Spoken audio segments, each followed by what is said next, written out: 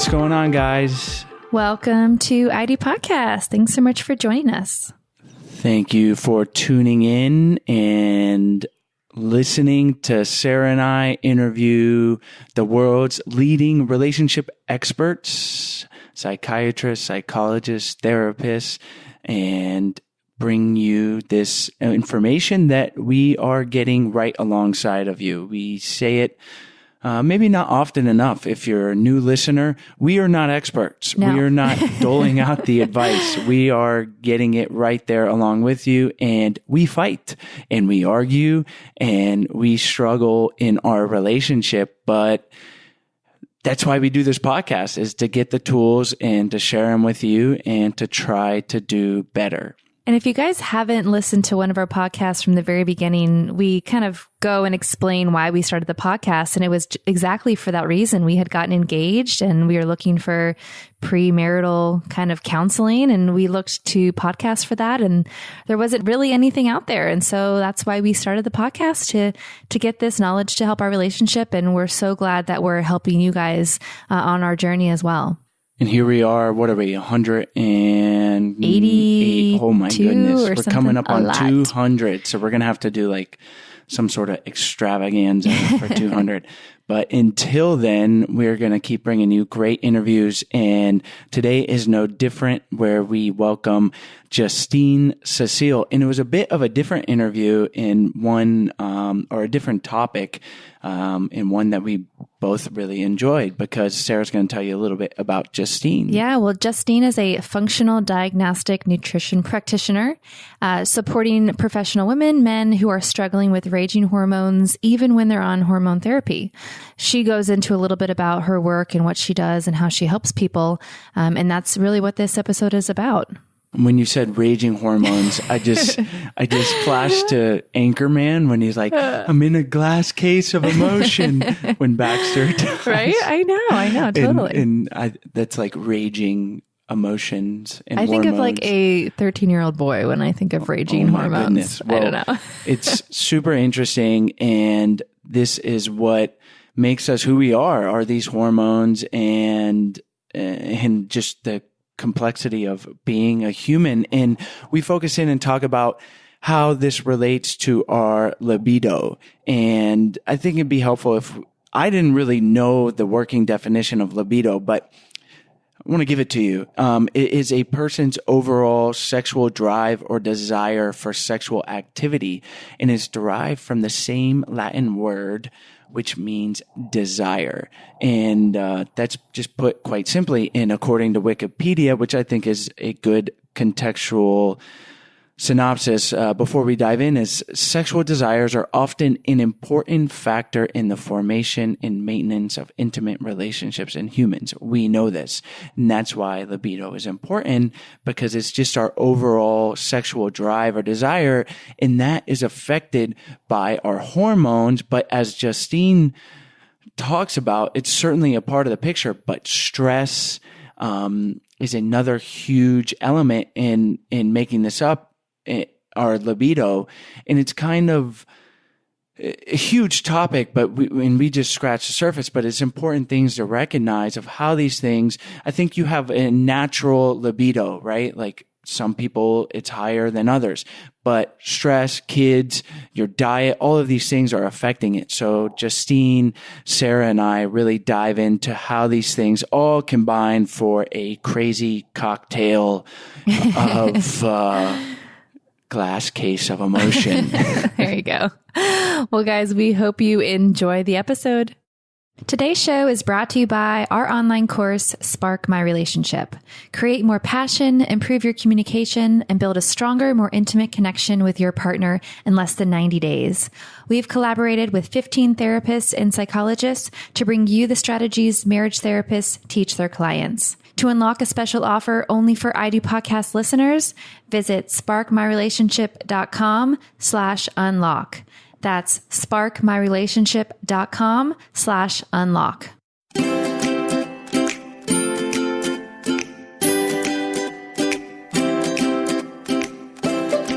Hi, Justine. Thanks so much for joining us on the show today. Hi, I'm very excited about this. I'm really excited to talk to both of you. Justine, we've given our listeners a little overview, given them some information on your professional background.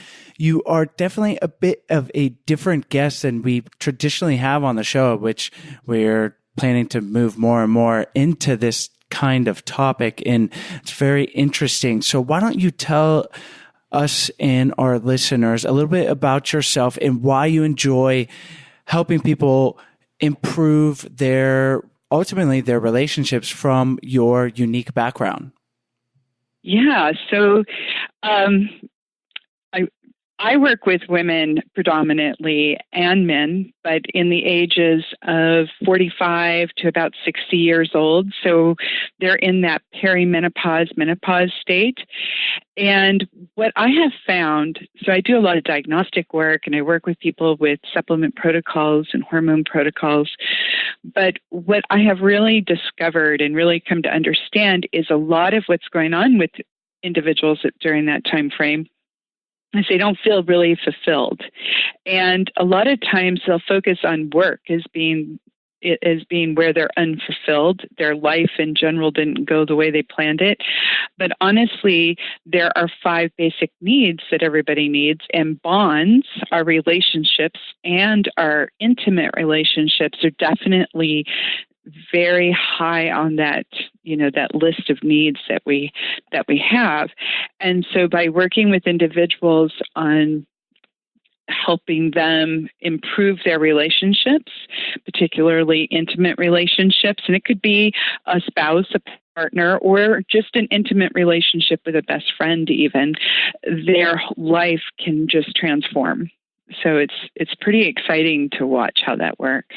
Well, we want to dive into it. And I just want to point out, it is such an important point that, like, if you're feeling down or in the dumps, like, there's things that it's not maybe necessarily your intimate relationship. It's the fact that you don't have any, good friends outside of it, and you're not nurturing those kind of relationships, or you name it. And one of what we're going to talk about today is how your hormones are not the problem. And you alluded to this as far as, not the problem when it comes to libido, and is often the case that someone might come in and say, hey, there's erectile dysfunction, and then they're prescribed testosterone, or on the female side, I'll let you fill me in and our listeners on and how that's not the problem. Sometimes women get testosterone too to help with their libido, but estrogens, progesterones, testosterones, the 3 primary sex hormones are often played with to help with libido. So you're doing fine. You're doing fine. Testosterone works for men and women too. Well, let's dive in. So what is someone coming to you for? And maybe you can give a definition of libido, because Sarah laughed at me. I can't even pronounce it. I was saying libido, but I've heard it and I know what it is. I don't know why. I was reading it and I said libido, but tell me what it is, and scientifically, and then let's talk about the experiences you're having with clients.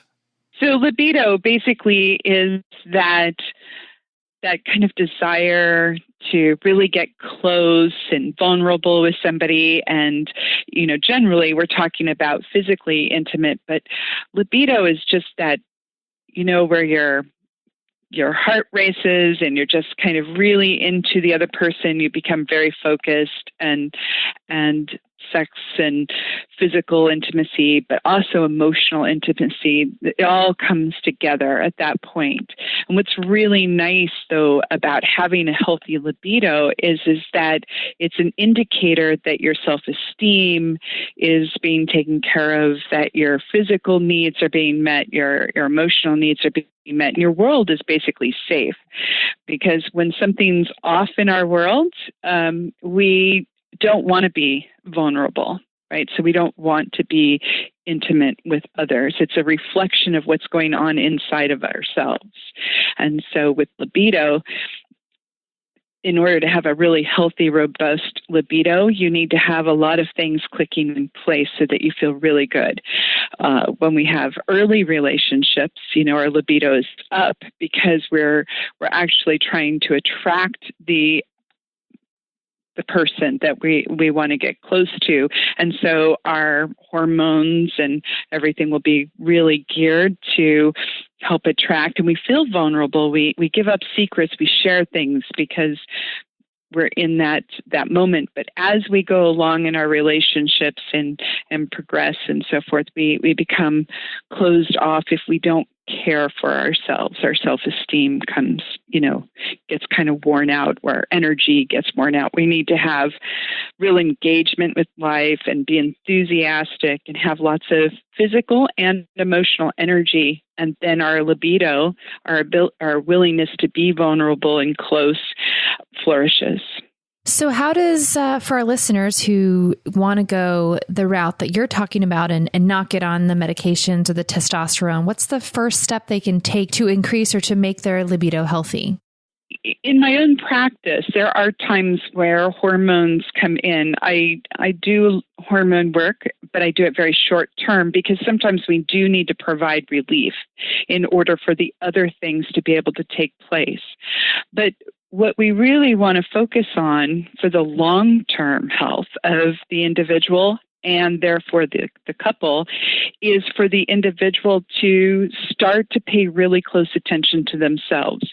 A lot of times when we're in relationships, when you're young, you think about yourself a whole lot more, but as you get out in the world and you have responsibilities at work and you have children and a spouse, your attention tends to go outward rather than inward. And we start to lose a lot of people think that being selfish is bad, but I think if you're intentionally selfish to care for yourself, that's going to help your internal self and your self-esteem flourish, and therefore you can be more present for others. So real quick, before we move on, I have another question, but you'll have to excuse my ignorance. Is libido like is that just a general catchphrase for your, like, these feelings? I always thought it was like a physical manifestation of your hormones, or is it a combination? It's a combination. So the thing is when we're talking about emotions of any kind or feelings, if you will, there's going to be a chemical cocktail, right? So if you are a happy person, the chemistry that's going on inside your body is going to be made of different neurotransmitters and so forth. And if you're feeling angry, you're going to have other neurotransmitters and hormones going around. So it's always a chemical component. So in order for you to feel, have a real healthy libido, yes, you do need to take care of the chemistry. And what that means is you need to be able to produce those neurotransmitters and hormones that are necessary for that energy to come about. So you have to have a healthy diet. You have to have a good detoxification system so that you can clear out used or excessive old hormones and neurotransmitters. You have to have the ability to be able to utilize them. So in the case of, say, cortisol and thyroid, they both sit in the same cell receptors. And so if you've got a lot of stress going on, you're not going to be able to get the thyroid in there because the cortisol is going to have higher priority. And if your thyroid's not able to get to the cells to do its thing, then your metabolism is going to slow down. Then you're going to have less energy. Then you're going to not feel like you want to get intimate. Your libido is going to come down. So there's a lot of little pieces to it. On the other side, though, you do need a little bit of those stress hormones. norepinephrine and epinephrine, because that's the excitement piece that comes in when you start feeling, really attracted to another person and so forth. So you have to have a combination of those. But if you've got a lot of long-term stress, that's going to tear down the systems that you need in order to feel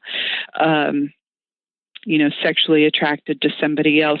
And it's also going to divert resources away from your sex hormones in general. So your estrogen, your testosterone, and your progesterones are not going to have the resources that they need if you are under a lot of chronic stress. And so when we get to having to support that natural chemistry, one of the things we need to do is for an individual to really focus on themselves. So they have to focus on their body, diet, movement, enjoyment, those types of things. They have to start thinking about their brain, having their brain feeling really healthy, their being, their spiritual aspects, their bonds and their relationships need to grow and be cultivated. All of those things need to come into play. And that's why one of the things I see a lot with individuals at this age, they have so many responsibilities. They have so many things that are pulling them away from themselves. They're not valuing and taking care of themselves, and their self-esteem gets kind of worn down. And as that happens, then they're going to be less able to initiate sex. They're going to be less willing to be vulnerable because it's a reflection of what's going on inside of themselves. Did that answer your question, Chase? Yes. Everything is much more clear now for me. And it is obviously a complex topic scientifically and psychology, the psychological aspect of this, but it is such a interesting point that everything you mentioned, it's holistic. It's, it's not as simple as like, my partner's not in the mood for sex, or I'm not in the mood to be intimate, but it's like, how stressed are you? What are you doing? Like you said, to focus on yourself. So, and within that, all those things you mentioned, there's a variety of them, and just being aware of that and self-examination is so important. So are there any areas when you have someone, come to you, like what's your approach? Because obviously someone can be truly deficient in hormones. They have, abnormally low levels. Or there's someone, which might be more common, that it's fine and they just need to work on this other stuff that you're mentioning. So like if I was coming to you and I'm like, I just don't feel like, I feel like I'm having trouble in the bedroom, or maybe erectile dysfunction, or I don't want to be intimate. What's your approach? What kind of questions do you ask, and how does it go forward? So when a client comes to me and and very, very often, in this age group, libido and sex drive is one of their main issues. They always come in with weight issues. They come in with, just not feeling themselves angry, irritable, but low sex drive and libido is definitely high up on the list. And so when they first come in, I'll approach it very diagnostically initially. We'll do some lab testing, and I get into their health history and how they handle stress, what's going on in their life now and what happened in their life earlier, because things like trauma and excessive stress when they were younger, or a poor diet when they were younger, affects them as they get older. And so once we have this diagnostic, really in-depth conversation, and we have some testing that's done, very broad spectrum hormone testing, gut health, all of these things, because gut health and neurotransmitters are very directly tied together. Things like serotonin is predominantly produced in the gut, and you need serotonin to feel good and be excited about things, right? But it also is the precursor for melatonin, so it could cause sleep issues if your gut's not well. So we're going to take a look at all of these different things. And then very targeted supplement and hormone protocols get put into place. So if you do come in and you have low testosterone, we're certainly going to help you with the testosterone, give you a little extra, but we're also going to focus on the reasons why you have low testosterone, because it's maybe common, but it's not normal for you to have low testosterone. As we age, we don't need the same levels of some of these hormones because we are not reproducing anymore. But that doesn't mean that all of our drives go, empty. That's not normal. So basically, we go through this whole diagnostic piece, put them on the protocols, but now we're going to be working on why is it that these hormones are not in place. And usually it's diet, nutritional deficiencies, gut health is going to be a big problem. Very often detoxification pathways could be an issue, but stress is always an issue. Not only is it an issue because of the external factors that are coming in, but because when our hormones are imbalanced and things like that are happening, we're causing stress on the inside, right? So we have internal stress as well. So we always have to focus on stress. And when we're doing that, what we're doing now is we're trying to help educate people to be very cognizant of their environments. For instance, in your house, let's say, Sarah, you're in the kitchen and you don't like the kitchen, but you don't really realize that it's a kitchen, right? You don't really think very much about it, but subconsciously there are things about the kitchen that irritate you. Maybe the counters are too cluttered, or it's a little too dark, or a little too small, maybe not organized the way you need it to be. And so every time you go into the kitchen, you are adding subconscious stress to yourself and you don't really know it. And in walks Chase, right? He's feeling really good because he just accomplished something. Now you're both on a different kind of wavelength. But if we could, fix the kitchen a little bit, maybe brighten the colors, clean up the counters, reorganize it a little bit, and it feels like a better space. Now you could feel like, you're happier in there subconsciously. You don't even realize it. So now we want to start looking at environments. But everything that's going on, however you feel, so think of it this way. Let me back off just a minute. If you walked up to a person and if you were in a really bad mood, would you feel like complimenting them on how they look that day, the clothes that they're wearing, or the haircut that they got? No. You might say it, but you don't really feel like it, right? Right. If you're having a bad day. But if you're feeling great and you walked up to somebody who isn't looking their best, you still might feel more likely to compliment them, correct? Yeah. So the thing is whether somebody compliments you or criticizes you, it's always a reflection of what's going on inside of them. And however you project outward, it's a reflection of what's going on inside of you.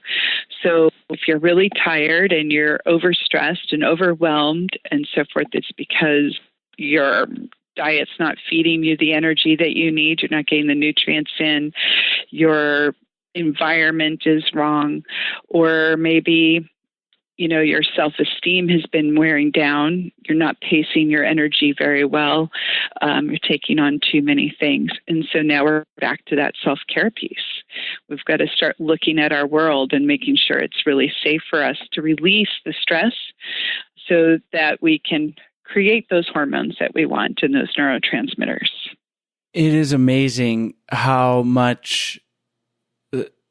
important it is to look at relationships and all things in our life holistically, but I feel like our tendency is to not do that, and it is to look at the surface and directly at the issue. And it might be like, Sarah and I are arguing a lot.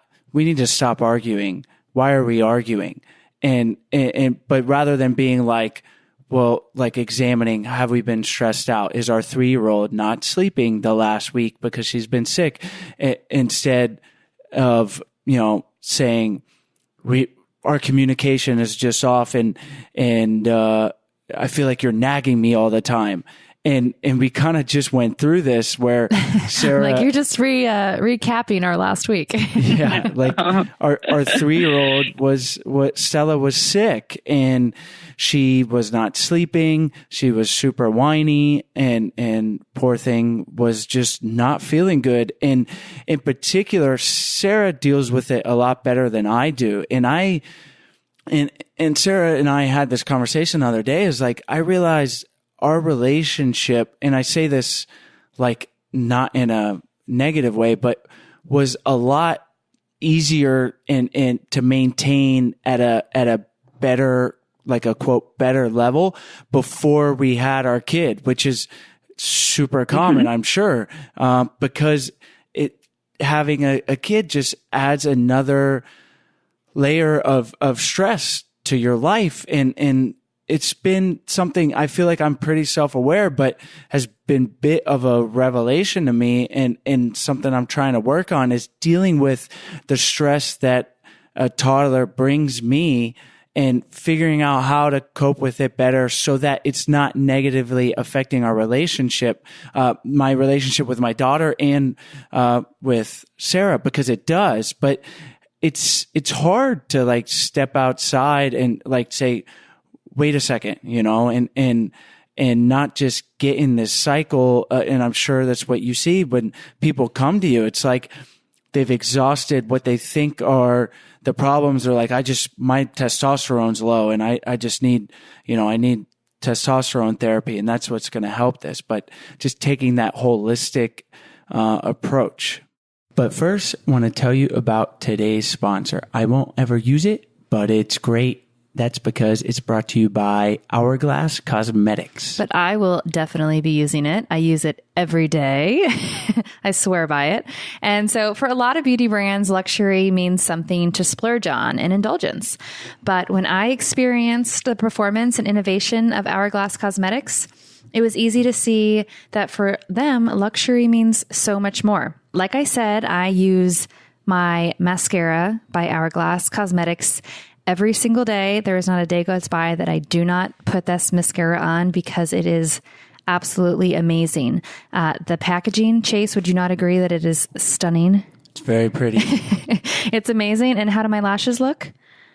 Amazing. I know. You can't beat it. Am I doing good so far? You are. Always say it looks amazing, right? Yes.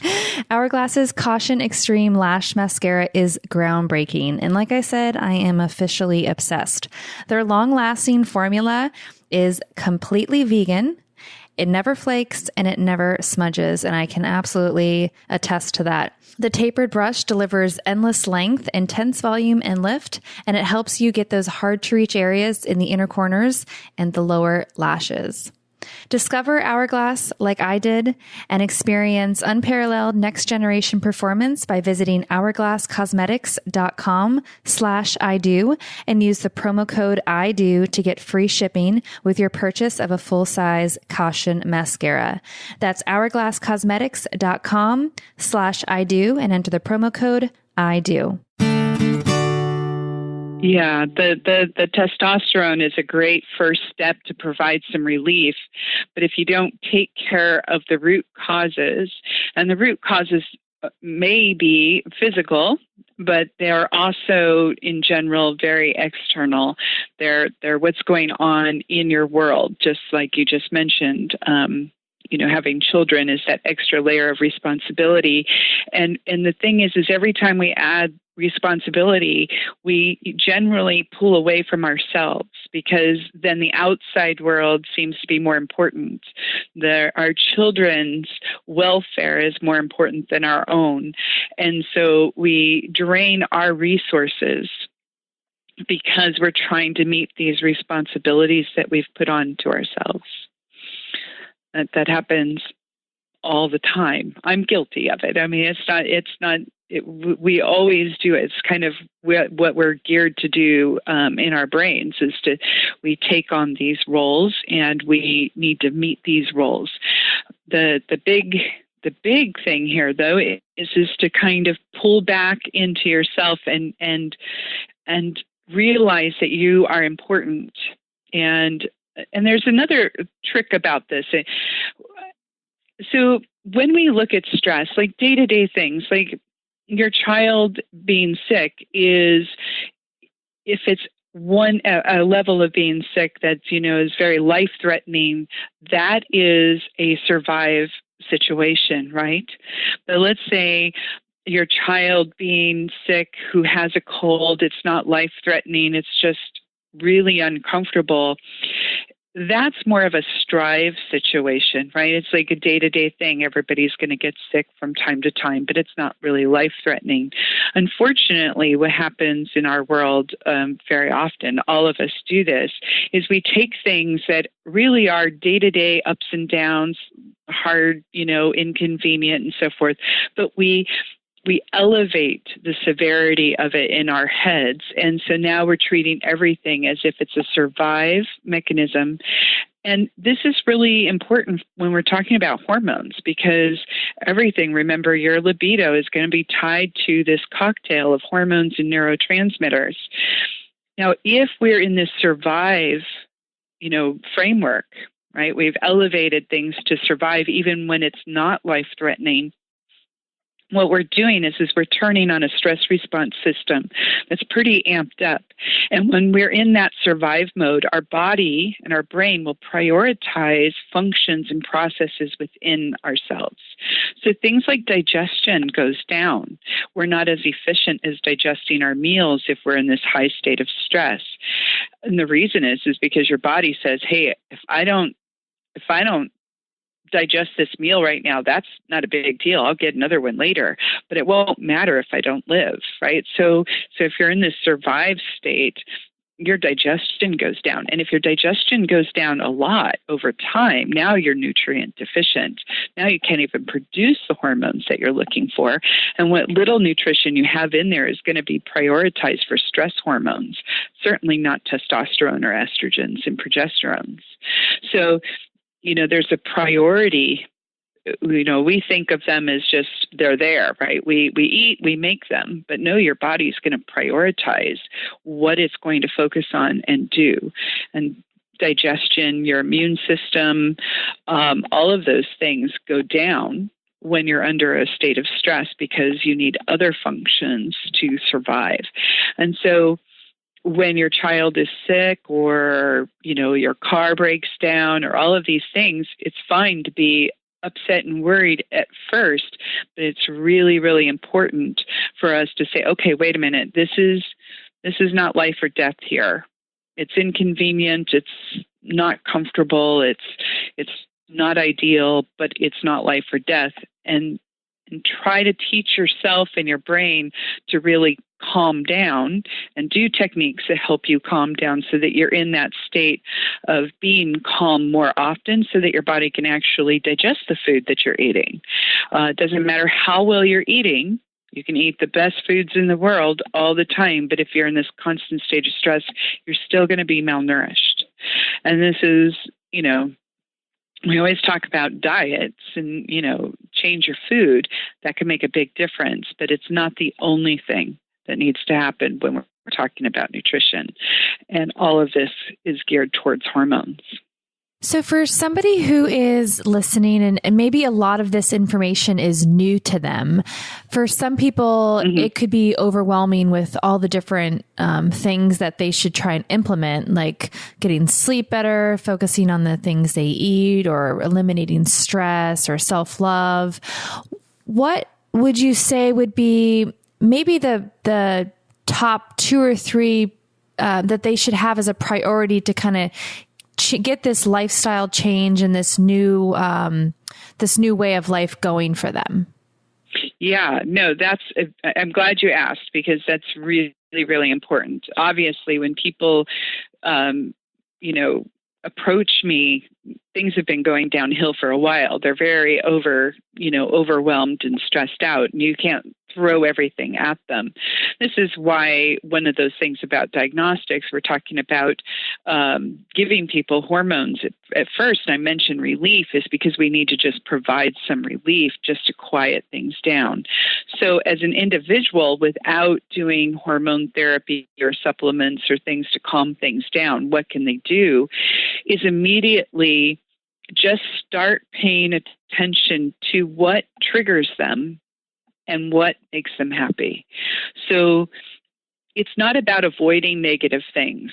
Actually, I'm going to probably be one of the few people in the world that just loves negative emotions, because negative emotions give me a lot of information. Negative emotions tell me what my subconscious is trying to tell me. It's telling me what in my world is not safe, and so I know what to avoid in the future. So just by being a little bit more mindful about what sets you off.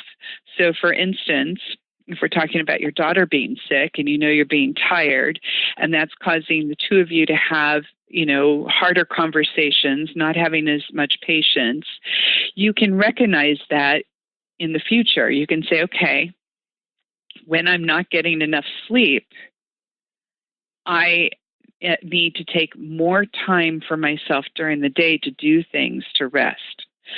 And it's not about taking naps per se. It could just be more breathing exercises, or it could just be, checking out a little bit. It could be doing some meditation, going for a really nice walk out in nature, or sitting on the front porch. But I need to pace myself, not take on as much if I'm in a period of time where I'm unable to sleep. I need to rest a little bit more so that I can have patience.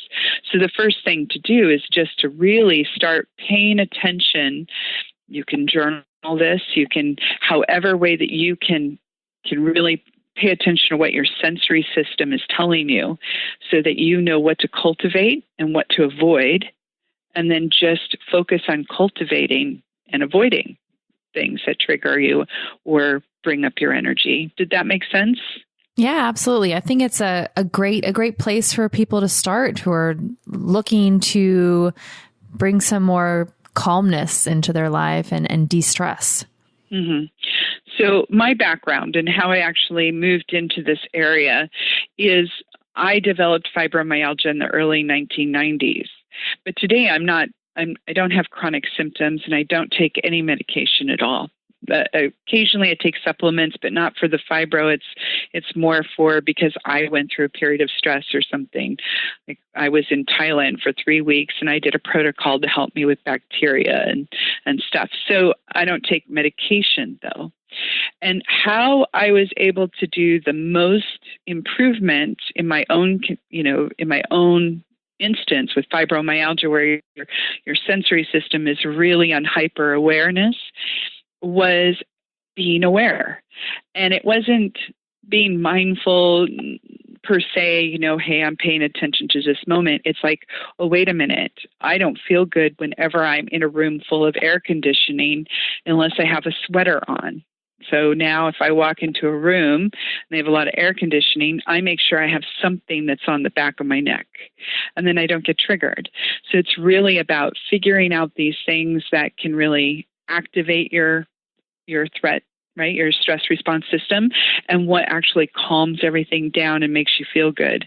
And the more you do that, the more your stress response system comes down. Now your immune system goes up, your digestion goes up, your feel-good chemistry goes up.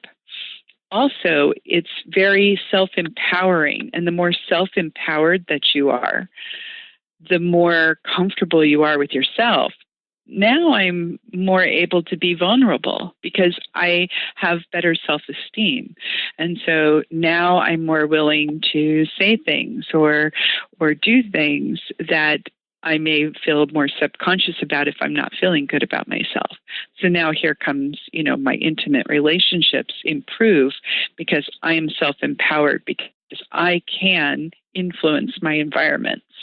I have a sense of strength rather than being at the mercy of whatever is going on in my life.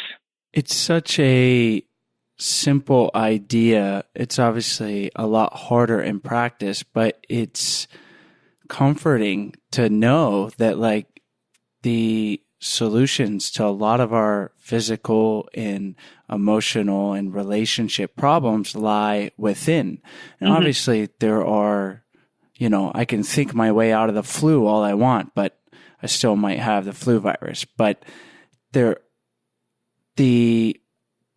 ability to pay attention and like you said, pay attention to what triggers you and really, and then what makes you happy. It's so simple, but I feel like we don't do that nearly enough, if at all, in our lives. And one thing we talk about a lot on the show, and you've mentioned it, but mindfulness and meditation and how that comes into this. And just because that is that awareness of like, oh, I'm feeling angry.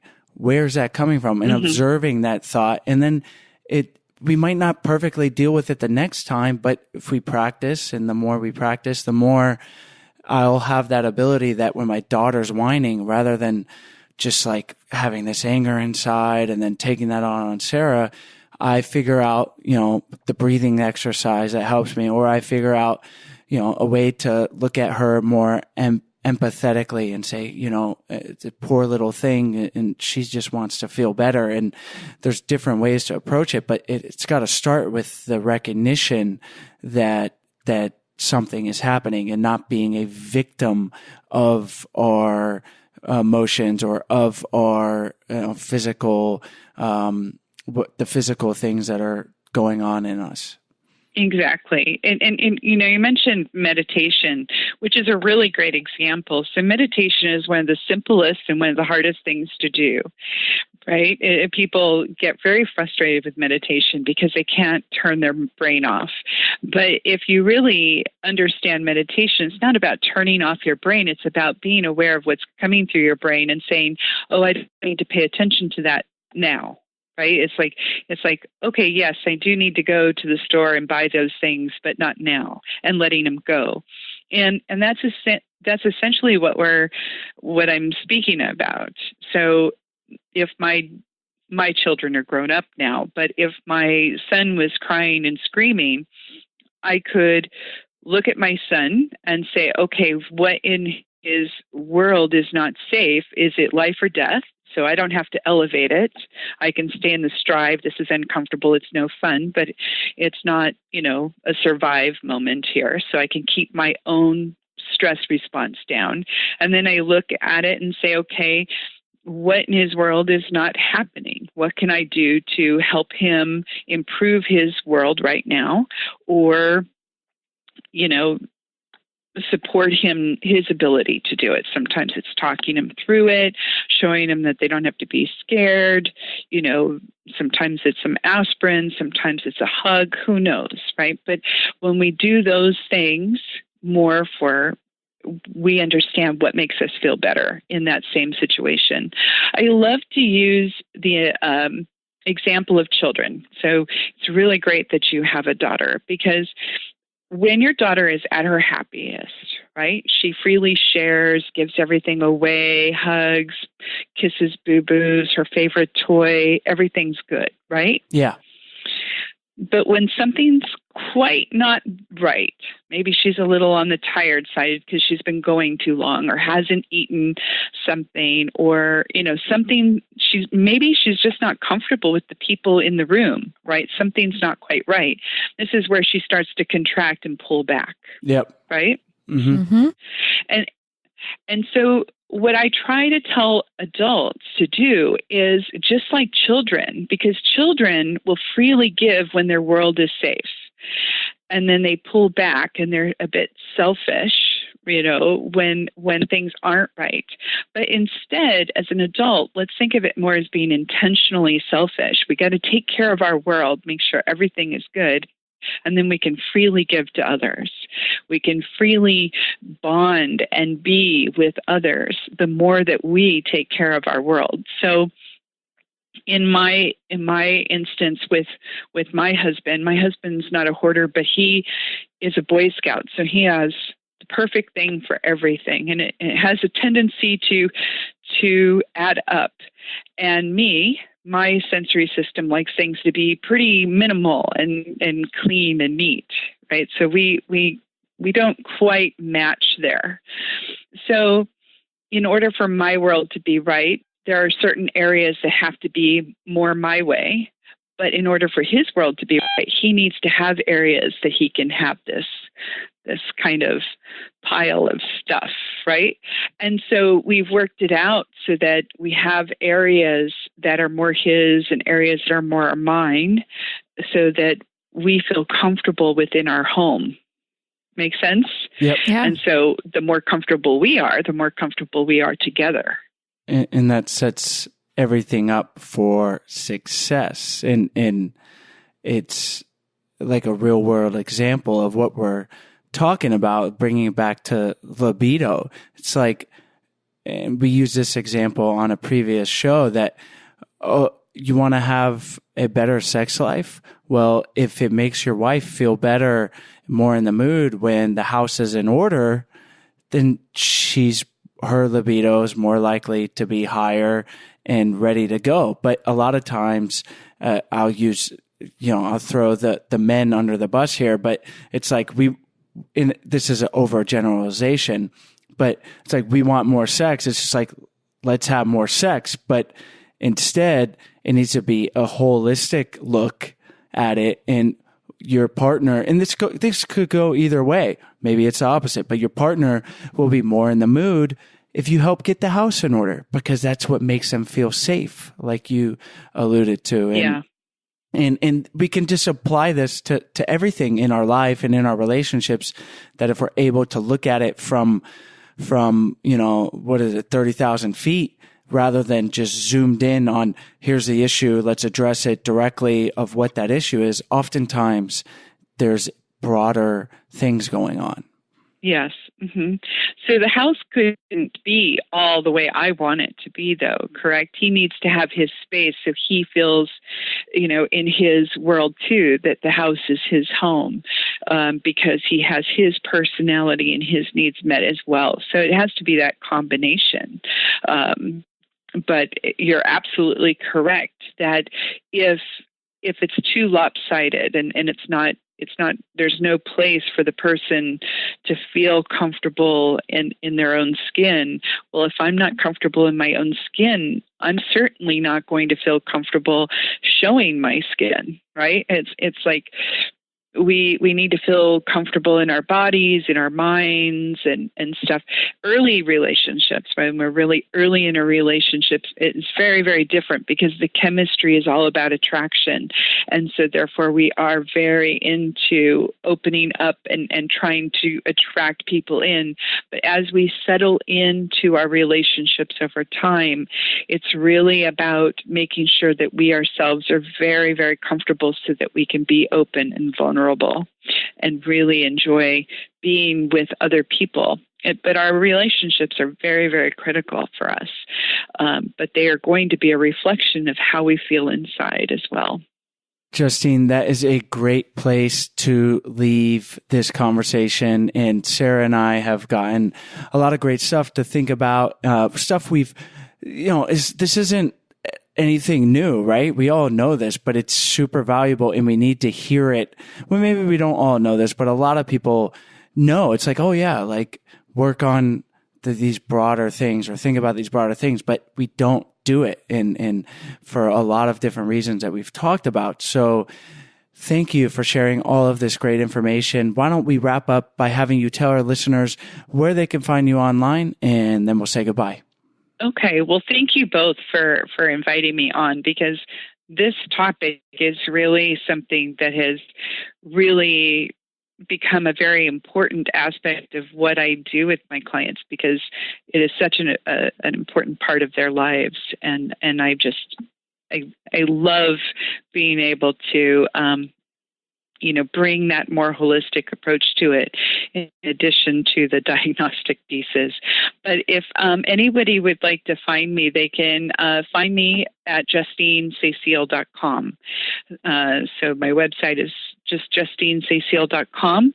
And I do have Instagram and so forth, but Facebook is probably where I do the most of my talking. So just Justine Cécile Coaching is where they can find me there. Excellent. Well. Excellent. Well, we'll link to your Facebook and your website on our show notes page on our website at idopodcast.com, and our listeners can access all those links there. And again, Justine, thank you so much for taking the time to come on the show. Hi guys, we hope you enjoyed today's episode. As always, all the links are in the show notes page as well as on the podcast description. And while you're on our website, we encourage you guys to check out our 14-day Happy Couple Challenge. We send you an email for 14 days with simple, doable challenges to help strengthen and improve your relationship. And on our website, we also have a bunch of free resources for your relationship. So we encourage you to check those out. We also have our Love Tribe on Facebook. We encourage you guys to join the tribe and be there for support for each other. If you have questions or just need some relationship advice, we are all here for each other. The group has grown to almost 1,000 people, and we love it. So we hope you guys join that. You can go to Facebook, Love Tribe Fam, and you'll find us right there. And if you are interested in learning more about our flagship course, Spark My Relationship, we hope you guys check it out. We have a special offer that is only for podcast listeners. So you can go to sparkmyrelationship.com/unlock, and you can unlock that special offer and learn more. As always, thank you guys so much, and we'll see you next week.